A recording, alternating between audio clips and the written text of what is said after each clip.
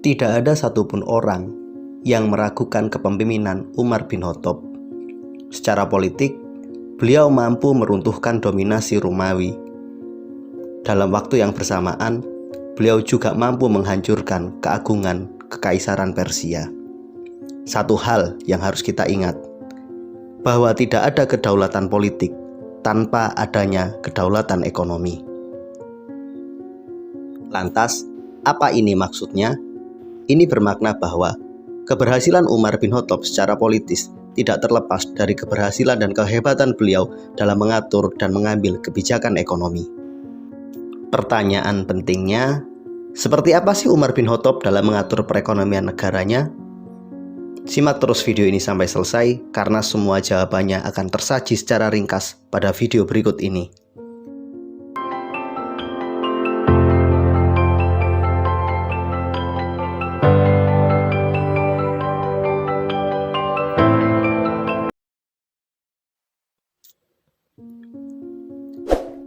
Di masa kepemimpinan Umar bin Khattab, Umar melakukan sebuah program reformasi kepegawaian. Umar bin Khattab mulai membentuk aparatur negara dan tentara secara profesional. Berbeda dengan zaman Rasulullah ataupun di zaman Abu Bakar, di zaman Umar bin Khattab, tentara mulai dibentuk secara profesional. Mereka dibayar, digaji, dilatih, dan direkrut secara terstruktur dan terencana. Para tentara yang telah dilatih dan digaji secara profesional tersebut menjalankan tugas secara bergiliran selama 4 bulan. Mereka menempati markas militer yang telah disiapkan dan dibuat oleh Umar bin Khattab. Setelah 4 bulan bertugas, mereka pulang ke keluarga mereka. Begitu seterusnya, mereka bertugas secara bergantian dan profesional. Dari sisi kepegawaian, Umar bin Khattab mulai mengangkat orang-orang profesional yang membantu beliau untuk menjalankan roda pemerintahan. Para pegawai negara mendapatkan gaji dan tunjangan tertentu yang telah ditetapkan oleh negara. Sebelum mereka menjabat, mereka berkewajiban melakukan pencatatan dan pelaporan harta kekayaan. Hal tersebut dilakukan oleh Umar bin Khattab sebagai pengawasan agar mereka tidak melakukan tindakan yang menyeleweng.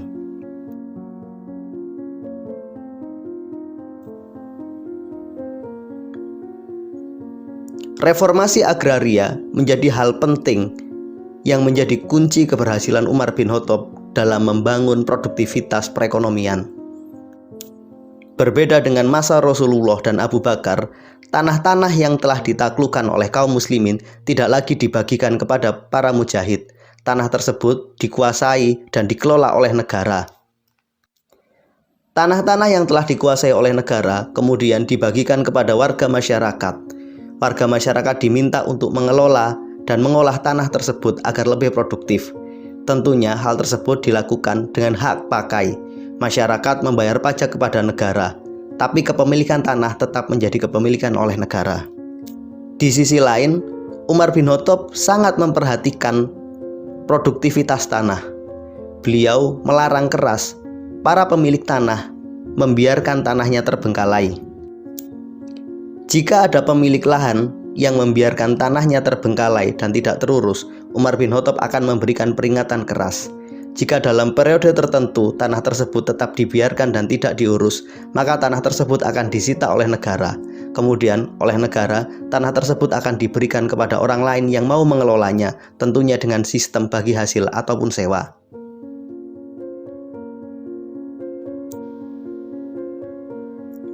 Standarisasi produksi dilakukan dengan 3 sistem. Pertama terkait dengan standar proses, yang kedua terkait dengan standar hasil atau output barang yang dihasilkan, dan yang ketiga terkait dengan standar profesional.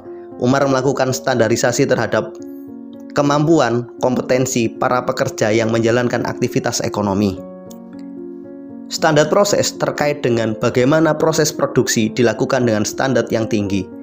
Bagaimana masyarakat menghasilkan barang dan jasa sesuai dengan standar dan proses yang telah ditetapkan. Dalam bidang bisnis dan perdagangan, standar proses terkait dengan proses terjadinya sebuah transaksi. Bagaimana transaksi bisnis berjalan sesuai dengan syariah dan ketentuan yang telah ditetapkan oleh Allah dan Rasul-Nya. Terkait dengan pengawasan proses, Umar bin Khattab melakukan pengawasan yang ketat terhadap pasar. Kegiatan perdagangan dilakukan harus sesuai dengan standar syariah yang telah ditetapkan Mereka yang tidak menguasai ilmu tentang muamalah dilarang berdagang. Hal ini merupakan bagian dari standarisasi proses agar proses bisnis perdagangan bisa berjalan dengan baik. Standar hasil terkait dengan kualitas produk yang dihasilkan. Umar bin Khattab melakukan pengawasan yang ketat terhadap kualitas produk yang telah dihasilkan oleh masyarakat. Salah satu bukti bahwa Umar bin Khattab sangat menjunjung standar profesional dalam sebuah pekerjaan adalah Umar bin Khattab pernah memecat sekretaris gubernur dari Basroh dikarenakan salah dalam menulis sebuah surat. Kebijakan di bidang jaminan sosial. Umar bin Khattab menetapkan sebuah standar jaminan sosial minimum untuk masyarakat. Standar tersebut ditetapkan agar masyarakat memiliki kehidupan yang layak. Jaminan sosial tersebut berupa tunjangan untuk kehidupan minimal mereka serta tunjangan untuk kesehatan. Ada 12 kelompok masyarakat yang berhak menerima tunjangan tersebut, mulai dari fakir miskin, anak yatim dan janda, orang sakit dan lumpuh, sampai dengan narapidana dan tawanan perang. Umar bin Khattab sangat berupaya keras untuk mencukupi kebutuhan dalam negeri. Beliau menganut konsep kemandirian agar tidak tergantung pada negara lain. Umar lebih menyukai produksi di dalam negeri daripada impor. Untuk menunjang hal tersebut, Umar bin Khattab menempuh berbagai kebijakan, mulai dari penataan sektor agraria, pemetaan wilayah, kemudian sampai pada sektor perpajakan. Umar bin Khattab menetapkan tarif pajak yang berbeda-beda.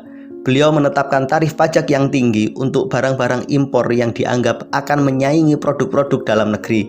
Di sisi lain, Umar bin Khattab menetapkan tarif pajak yang murah untuk impor barang-barang yang dapat menunjang produksi di dalam negeri.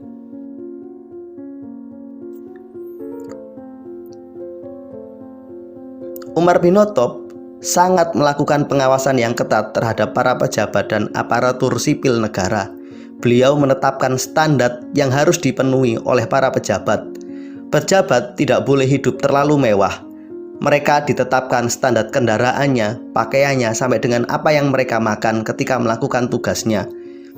Umar menganggap para pejabat adalah contoh dan teladan rakyatnya. Oleh karena itu, mereka tidak boleh hidup berlebihan dan bermewah-mewahan.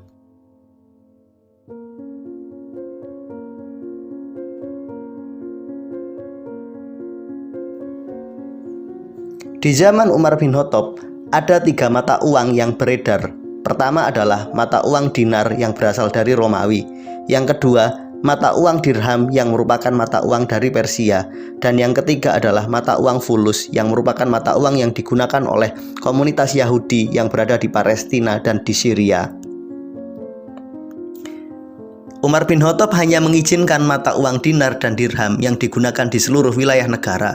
Sedangkan untuk mata uang fulus, Umar bin Khattab hanya mengizinkan penggunaannya di wilayah komunitas Yahudi saja, yakni di wilayah Palestina dan Syria. Kemudian lahir sebuah masalah yang pelik. Orang-orang Yahudi tersebut mencetak sendiri mata uang fulusnya. Kemudian mata uang tersebut diberi tulisan Amirul Mukminin, sehingga warga masyarakat menganggap kalau uang tersebut adalah uang resmi yang telah dicetak oleh negara.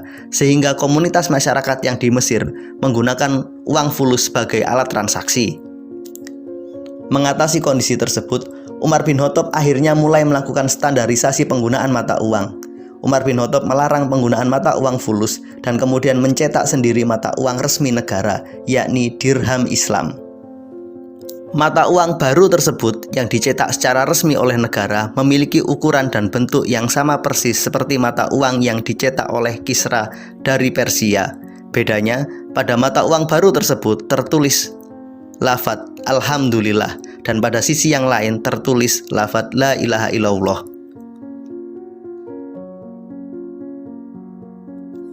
Itulah pemaparan ringkas dari kebijakan ekonomi yang pernah ditempuh oleh Umar bin Khattab. Terima kasih telah menonton video ini. Sampai ketemu pada video kami berikutnya. Assalamualaikum warahmatullahi wabarakatuh.